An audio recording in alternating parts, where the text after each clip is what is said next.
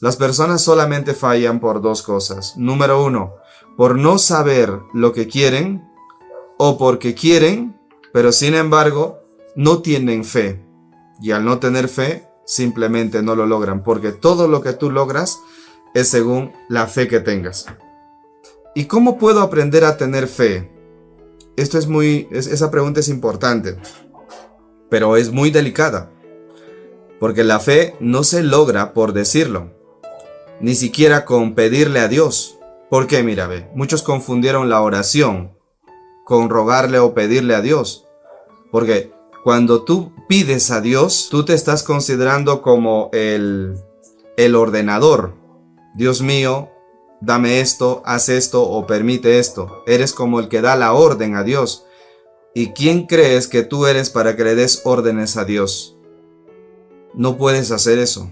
Más bien, cuando tú haces desde la intención, es completamente diferente.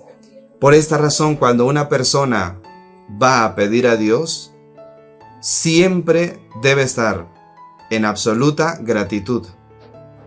Siempre, porque todo lo que está pasando no te está pasando a ti, está pasando para ti. Para ti, para tu edificación, para tu bienestar, para tu bien.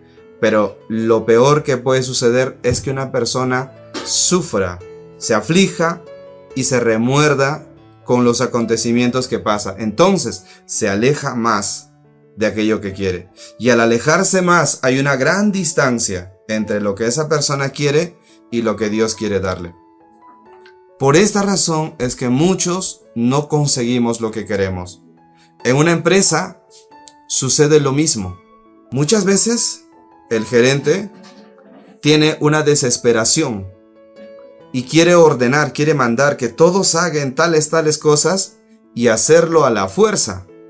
Y cuando lo hace a la fuerza, ¿qué termina?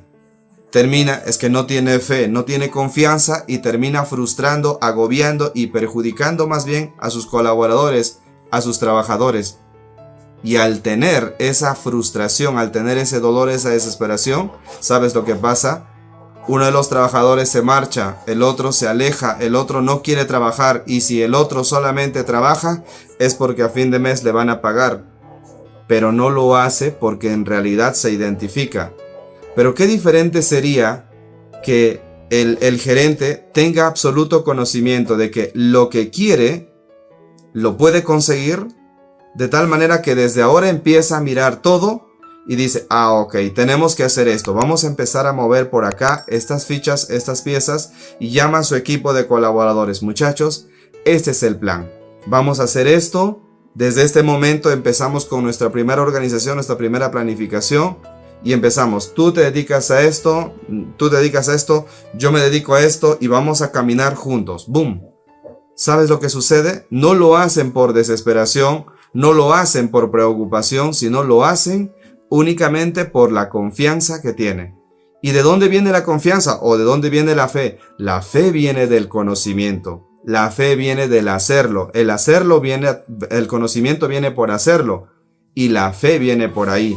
Por eso en las Escrituras se dice, por cuanto oí, por eso también hablé. Por cuanto creí, por eso también hablé. Y el conocimiento entra por aprender. Cuando una persona está dispuesto a aprender, entonces está dispuesto, abre su corazón para poder aprender. Y cuando abre el corazón para aprender, todas las cosas empiezan a tener sentido. En cambio, cuando uno se desespera, pierde todo, aún lo que ha construido. Ese es el claro ejemplo de por qué muchos hogares fracasan y quiebran porque simplemente se desesperaron. Cuidaron más. Yo voy a revisar el celular de mi pareja porque ¿qué tal si está saliendo con alguien? Y está apegado a eso. Y al estar apegado es porque no tiene confianza. Y al no tener confianza, ¿qué es lo que tiene? Miedo de que le vaya a fallar, miedo de que le vaya a engañar, miedo de que le vaya a mentir. Y el miedo aleja, la desesperación aleja, la preocupación aleja. ¿Qué pasa con tu pareja? Dentro de poco tiempo está aburrido y está viviendo a punta de celos. Y eso no construye un hogar. En vez de acercar la relación, en vez de construir una relación a prueba de bala, construyen una relación muy débil, creyendo que así están cuidando la relación. Así no la están cuidando. La están matando, la están perjudicando. Pero, ¿qué distinto sería cuando una persona tiene absoluta tranquilidad, absoluta confianza? Y ambos cuando se conocieron tenían confianza. Y al tener esa confianza y viven en tranquilidad, en absoluta paz, ese hogar va a empezar a subir, va a empezar a crecer, va a empezar a caminar como siempre tuvo que caminar. Pero cuando uno no hace todo eso, empieza a desesperarse, hostiga a su pareja, hostiga y le cansa. Y luego su pareja ya le empieza a decir, pero tú a todo momento me estás llamando, me estás escribiendo, me dices dónde estoy. Yo ya no puedo llegar ni siquiera 10 minutos tarde, porque inmediatamente se torturan con el pensamiento. Esa persona no tiene tranquilidad, no tiene calma, y al no tener calma, su vida está en un constante perjuicio, está en una constante destrucción. Y luego se pregunta y dice, ¿por qué? Porque no se dio cuenta que se trataba de tener tranquilidad, de tener calma, de tener fe, de tener paciencia. Todo tiene un proceso.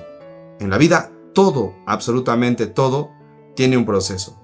Pero no todos están dispuestos a caminar ese proceso. No todos están dispuestos a avanzar en ese proceso. La mayoría renuncia y se queja. Por esa razón lo dijo Jesús. El camino estrecho es duro de caminar, difícil de caminar, y muy pocos la hallan. Pero el camino estrecho te conduce a la vida. Sin embargo, el camino que te conduce a la muerte es fácil de caminar. No tienes que cuidarte de nada. No tienes que estar manteniendo tu tranquilidad. Tienes que simplemente hacer lo que te venga en gana. Pero su fin es la muerte. ¿Se entiende? Voy a ir un poquito. A ver, si consideras que esto te hace pensar un poquito y te ayuda a reflexionar, pues déjale un me gusta y compártelo con alguien más. Porque uno nunca sabe, en algún lugar hay alguna persona que lo necesite. Muchos lloran y tienen llanto, pero no porque lo anhelan, no porque la intención sea lograr ese objetivo. Hay una gran diferencia en esto. Otros tienen el corazón quebrantado y piden desde el fondo del corazón porque en realidad anhelan buscar ese resultado. Otros lloran por impotencia. Otros lloran con rabia, con amargura. Y cuando uno llora por rabia, por amargura, con impotencia, ¿cómo es esto? A ver, para que se entienda. Qué distinto es encomendarse a Dios y decirle, Dios mío, todo esto que estoy pasando, sé que está construyéndome en la persona que tú quieres que yo sea. A decir, Dios mío, ¿hasta cuándo voy a soportar todo esto? ¿Hasta cuándo? Ya no aguanto. En este segundo caso, las lágrimas, pueden haber lágrimas, pero son de impotencia. Son lágrimas de desesperanza. Son lágrimas de dolor. Mas no son lágrimas de calma, de agradecimiento. No son lágrimas porque tú tienes fe de que esto va a mejorar. ¿Se comprende? Una persona cuando clama y pide de corazón porque sabe lo que quiere, agradece porque este proceso es justo lo que necesita para lograr lo que está buscando. Esa es la gran diferencia. La diferencia es la intención. La intención. Hay dos cositas que aquí debemos entender. Uno es pensamiento más sentimiento. Cuando una persona pide con impotencia, tiene el pensamiento en el dolor del pasado. Dios mío, cálmame este dolor, ya no soporto, ayúdame, ¿hasta cuándo voy a soportar? El pensamiento está en el dolor del pasado. Pero uno tiene que cambiar ese estado de pensamiento, no enfocarse en el pasado, sino en aquella vida que necesita tener. Entonces, ahora cuando tienes ese pensamiento del bienestar, súmale el sentimiento. Sentirlo. Cuando unes el pensamiento más sentimiento, entonces ahí es donde las cosas suceden. Ya no le pides a Dios como si se trataría de un reclamo. si no le pides a Dios como si se trataría de que eso es parte de lo que una persona necesita exactamente para lograr lo que tiene que ser. Una persona debe mantener su enfoque, no debe pensar en todos los dolores que ha vivido, en todos los malestares que ha pasado, en todas las desgracias que ya ha tenido. Eso nunca va a construir la vida que quieres. Eso lo único que va a hacer es regresarte al pasado. Por eso Jesús decía, no, deja que los muertos entierren a sus muertos. O lo que quiere decir en otra manera, deja que el pasado, eso ya no va a volver, ya pasó, ya no te enfoques en ello, sino en lo que a ti te gustaría vivir. ¿Cómo te gustaría vivir? No es lo mismo decirle, Dios mío, Señor, ¿hasta cuándo voy a estar así?